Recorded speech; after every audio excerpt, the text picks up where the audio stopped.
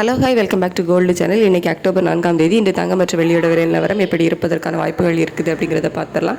So அதுக்கு முன்னாடி பார்த்தீங்கன்னா நேற்றுக்கு காலையில் 22 கேரட் ஆபரண தங்கம் ஒரு கிராமுக்கு 110 ரூபா குறைஞ்சது. ஈவினிங்கே பார்த்திங்க அப்படின்னா மறுபடி 60 ரூபா அதிகரித்து 10,900 அப்படிங்கிற ரேஞ்சில் வந்து இப்போதைக்கு 22 கேரட் ஆபரண தங்கம் ஒரு கிராம் வந்து விற்பனை செய்யப்பட்டு வருது.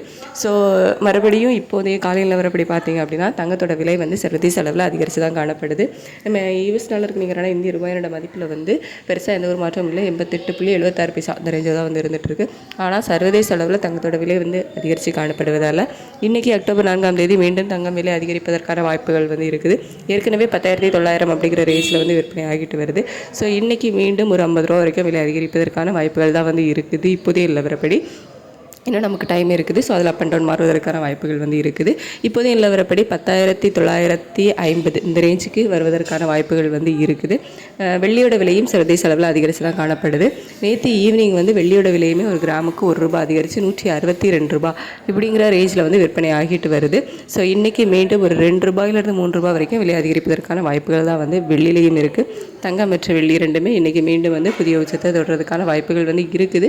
ஸோ இன்னும் கொஞ்சம் டைம் இருக்குது. நம்ம வந்து வெயிட் பண்ணி பார்க்கலாம்.